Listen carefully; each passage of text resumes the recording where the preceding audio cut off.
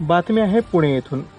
राज्याचे सहकार मंत्री तथा राष्ट्रवादी काँग्रेस पक्षाचे ज्येष्ठ नेते श्री दिलीपराव वळसे पाटील यांची ज्युपिटर हॉस्पिटलमध्ये जाऊन उपमुख्यमंत्री श्री अजित पवार यांनी भेट घेतली, तसेच त्यांच्या प्रकृतीची आस्थेने विचारपूस केली आहे। पाहुयात।